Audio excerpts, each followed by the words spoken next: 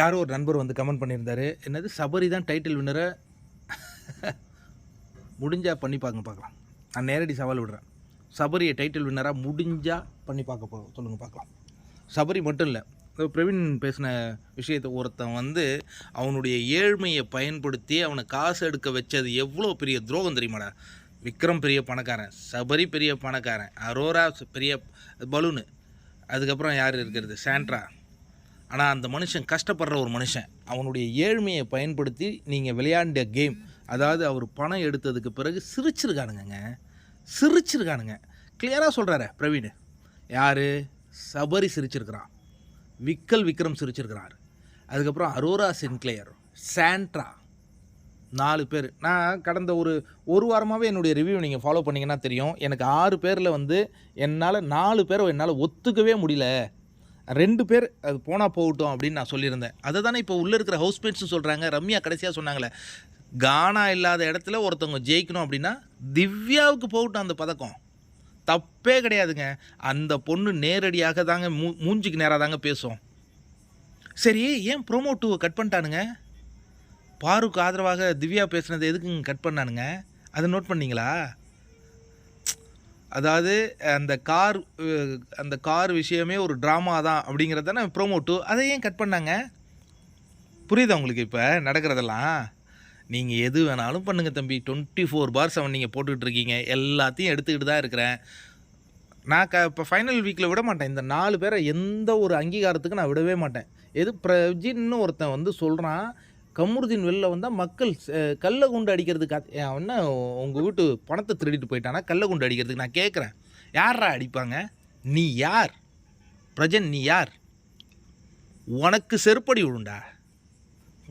உனக்கு தில் இருந்தால் அந்த பிக் பாஸ் வீட்டுக்குள்ளே வா வந்து உன்னுடைய மனைவி பண்ண அற்புத சாதனைகளை பாரு. அப்பவும் வியானா உள்ளே இருப்பாங்க. தில் இருந்தால் வியானாவை எதிர்கொள்டா. நீ செருப்பு கல்லு குண்டு அடிப்பாங்களாம். நாங்கள் முட்டா மயிறு நினச்சிட்டிங்களா? பொண்டாட்டி ட்ராமா போடும், அந்த ட்ராமா போட்டதை நாங்கள் பேசினா இவர் வழக்கு போடுவார். 10-15 ஐடியை நோட் பண்ணி வச்சிட்டாரான். போடு, இன்னமும் ஹாலிவுட் படத்தில் உனக்கு என்னது வாய்ப்பு கிடச்சிருச்சின்னு சொல்லி நான்லாம் கூட அன்றைக்கி மகிழ்ச்சி அடைஞ்சேன்டா தம்பி. சரி, ஏதோ பிரஜனுக்கு ஒரு நல்ல வாழ்க்கை கிடச்சிருக்குன்ட்டு. அதுவும் உள்ட்டா தானே. ஒன்றை இதுக்கப்புறம் புக் பண்ணியிருந்தா கூட தூக்கிடுவானுங்க. ட்ராமா கோஷ்டி சரி, அவ்வளோ கேவலமான ஆளுங்க. இல்லை, எதுக்காக தூக்குனாங்க? செகண்ட் ப்ரோமோ கண்டென்ட் ஏன் வரல? அது என்னுடைய கேள்வி. அப்போ அந்த பொண்ணுக்கு ஒரு நியாயம் கிடைக்கூடாது? அப்போ எவ்வளோ அழகாக கார்ப்பரேட் வேலை பார்க்குது. இதுக்கு தான் பொங்குனீங்க. தமிழ்நாட்டில் இருக்கிற அந்த குரேஷ்னு ஒரு நாய் இருக்கிறான், அவங்க கண்ணில் செம்ம கடுப்பாகுது நண்பர்களே. 90 நாள் உழைப்பாங்களாம் இவங்க வந்து இன்ஃப்ளூயன்சர் வந்து இது போடுவாங்களாம், பதிவு போடுவாங்களாம். விஜய் சேதுபதி வந்து அந்த ரெட் கார்டு நான் இப்போ திரும்பியும் பார்த்தேன். போ, நீ யாரா மயிர் சொல்கிறதுக்கு போன்ட்டு? யார் நீ? விஜய் சேதுபதி யார் நீ? போவான், ஒரு ரெட் கார்டு காட்டாரான், போவான். சரி, இப்போ போகும்போது மட்டும் எல்லாம் அழுகுறாங்க. அந்த 2 பேர் போகும்போது அழவே இல்லை. அப்போ என்ன, எது நடிப்பு, எது உண்மை? நான் அழுதையா பார்வதி வெளில போகும்போது? அது பார்க்கும்போது எனக்கு மனசு உடஞ்சிது. அந்த உடைதல் கூட இவனுங்களுக்கு இல்லை. இவனுங்க நல்லவனுங்களா? ஏங்க, நல்லவன்னா எப்போதும் நல்லவனாக இருக்கிறவன் நல்லவன். எனக்கு அதிகாரத்தின் பிடி என் குடுமையை பிடிக்கும், அப்போ நான் வந்து ரியாக்ட் பண்ண மாட்டேன் அப்படின்னா அவன் நல்லவன் கிடையாது.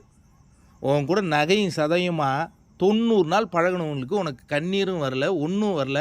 ஒருத்தன் சொல்கிறான், கதவு திறந்துடுச்சு போ, இன்னமும் இவர் பெரிய அப்பா விட்டு அந்த கர்மா ஒன்று இந்த ஒரு வாரம் முழுவதும் வாட்டத்தில் விக்ரம். நீ சாவர வரையும் அந்த இது போகாதரா உனக்கு. நீ போலி.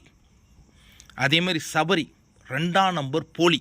ஏன் சொல்கிறேன்னா, இன்றைக்கி வந்து அவர் வந்து இவர் கானா வினோத் கேஷ் எடுத்தோன்னே பிக் பாஸ் சொல்லுங்கள் சிஷியன்னு சொல்லுங்கள்.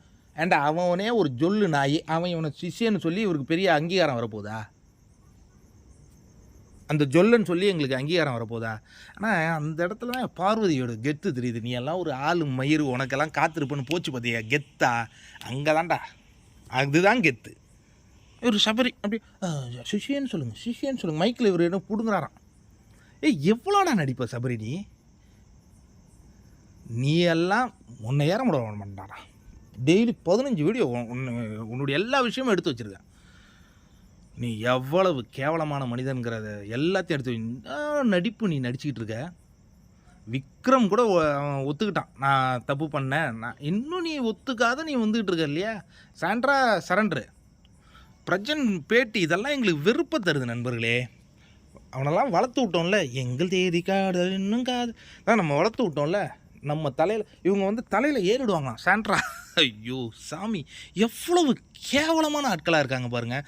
இந்த 4 பேரை எந்த வித அங்கீகாரத்துக்கும் குட் ஆர் குட் ஹெல்த் அனுமதிக்காது. நான்லாம் இந்த ஷோவை வந்து உயிரினை நேசித்து பார்த்துக்கிட்டு இருக்கிறவங்க, நான் விடவே மாட்டேன். இந்த 4 பேர் கண்லேயும் எனக்கு பொய் தாங்க தெரியுது.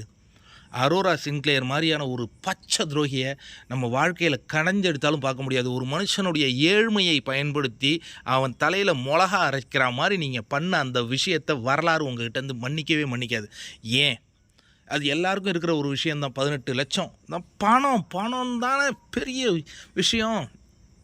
இங்கே 50% ஓட்டு போட்டாங்கங்கிறது உள்ளே இருக்கிற கனவனத்துக்கு எப்படி தெரியும்? தெரியாது இல்லையா? அதை நீ பயன்படுத்தின இல்லையா? என்னமோ பெரிய கிளவர் மூவ் பண்ணீங்க இல்லையா? நான் மன்னிக்க மாட்டேன்ப்பா. இவங்க 4 பேரையும் மொத்தமாக கொண்டு வந்து வாஷ் அவுட் பண்ணி கொண்டு வந்து உங்ககிட்ட நான் சேர்ப்பேங்க. அது இந்த சபரிங்கிற ஒரு பச்சை துரோகி, அரோராங்கிற பச்சை துரோகி, நடிப்பு அறைக்கு சாண்ட்ரா, பொய்யன் விக்ரம், இவங்களுக்கு தகுதியே கிடையாது. இவங்களுக்கு சொம்பு தூக்கினவன் தான் விஜய் சேதுபதி. அவன் ஹோஸ்ட்டாக இருக்கிறதுக்கு 1% கூட தகுதி கிடையாது. ஏன்னா அவர் எபிசோடும் பார்க்குறதில்ல, ஒன்றும் பார்க்குறதில்ல. இப்போ அவர் நாளைக்கு இப்போ முடிஞ்சிடுச்சுல, வெள்ளிக்கிழமை நடக்கும் நிகழ்வு நமக்கு வந்து அப்படி டிவியில் போட்டுட்டு இவர் அப்படியே எப்படா ஆடியன்ஸ் அப்படியே கைத்தட்டி கொண்டாடிங்க. யாரா நீங்களாம்? எனக்கு தெரியவே இல்லை. அப்போ நீங்கள் அந்த அதிகாரத்தின் ஒரு புடியில் தான் வாழ்ந்துட்டுருக்கீங்க. உங்களுக்கு சுதந்திரமாக வாழணும்னு பிடிக்கவே இல்லையாடா யாருக்கும்? நான் ஓப்பனாகவே கேட்குறேன், ஓப்பன் சேலஞ்சு விட்றேன். நான் சுதந்திரமாக வாழ்வேன்.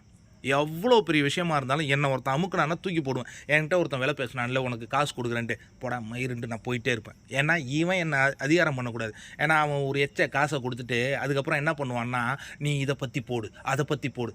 எந்த நாய்க்கும் பின்னாடி நின்று பிஸ்கெட் சாப்பிட்றதுக்கு எனக்கு பிடிக்காது. அப்படி இருக்கும்போது அந்த பிக் பாஸுங்கிற ஒரு ஜொல்லன் வந்து உங்களை கண்ட்ரோல் பண்ணுறதுக்கு இடம் கொடுத்தீங்க. அதுக்கடுத்து வீக்கெண்டில் வர விஜய் சேதுபதி யார்? எபிசோடு பார்க்காதவன். அவனுக்கு கொடுக்குற மரியாதையை ஒரு சக போட்டியாளர்களுக்கு கொடுத்துருந்தீங்கன்னா நான் ராயல் சொல்லிவிட்டு அடிச்சிருப்பேன். சபரி, நீ உண்மையாலே நல்லவனாக இருந்திருந்தா ஒரு பொண்ணு போகும்போது விசில் அடிப்பியா? ரெட் கார்டு கொடுக்கும்போது விசில் அடிப்பியா? அப்போ மனசுக்குள்ளே எல்லாம் விஷம். இதை தான் நான் பார்ப்பேன். நான் ஒரு ரிவ்யூவராக பார்ப்பேன் எல்லாத்தையும். என்னுடைய அனுபவம் என்ன தெரியுமா? வாழ்க்கையில் 0லேருந்து நின்னவன், பெரிய ஆளாக நின்று 0க்கு வந்தவன். 0னா பேங்க் அக்கௌண்ட் 0வாக நான் எதையும் உடலையே, என்னால் முடியும், நான் வெளில வருவேன் அப்படின்னு என்ன நான் நம்பினேன். சபரி, அந்த நம்பிக்கை உனக்கு இல்லைல்ல? ஒருத்தங்க வெளில போகும்போது விசில் அடிக்கிற நீ எப்படி நல்லவனாவ? அந்த கேள்விக்கு நீ வந்து வெளியில் வந்து பதில் சொல்லியே ஆகணும் சபரி. நீ விசில் அடித்ததை யார் மறந்தாலும் நான் மறக்க மாட்டேன். இன்னொன்று, யாராவது மறக்க இருந்தாலும் நான் மறக்க விட மாட்டேன். நீ டைட்டில் வின்னருங்கிற ஆசையெல்லாம் நீ படவே படாத. அது என்னுடைய சேனலில் வந்து நீங்கள் சபரி டைட்டில் வின்னர்லாம் போடவே போடாதீங்க, தயவு செஞ்சு நான் கேட்டுக்கிறேன். இந்த 4 பேரை பற்றி நான் பேசுவேன், நீங்கள் அதுக்கு விமர்சனம்லாம் எனக்கு கொடுக்காதீங்க. ஏன்னா எனக்கு அந்த அளவு கோபம் இருக்குது, வலி இருக்குது, வேதனை இருக்குது. எதிரினா திவ்யாவை நான் இப்போ பாராட்டுறேன். எதிரினா மூஞ்சிக்கு நேரம் நின்று அந்த பொண்ணு பேசிடும், பின்னாடி பேசாது. அந்த மாதிரி கட்ஸ் உங்களுக்கு உண்டா? அப்படி இருங்க. அதனால தானே பார்வை நான் உயர்த்தி பேசினேன். அது பின்னாடியும் பேசும் முன்னாடியும் பேசும், அது செகண்டரி. பின்னாடியும் பேசும் முன்னாடியும் பேசும், ஜாலியாகவும் இருக்கும், சந்தோஷமாகவும் இருக்கும். நீங்கள் உடைச்சா கூட அடுத்த செகண்டு சந்தோஷமாக முகத்தை வந்து சிரித்த முகத்தை காட்டுற பாருக்கு நிகர்லாம் இந்த சீசன் 9 யாருமே கிடையாதுங்க. ஆனால் இந்த மனுஷனை உடைச்ச அந்த பாங்கு அரோரா வாழ்க்கை முழுவதும் ஒன்று யார் ரியா உனக்கு பிஆரா? அது என்னமோ நீ டைட்டில் வின்னர்னு பதிவு போட்டுட்டு உட்காந்துருக்கு.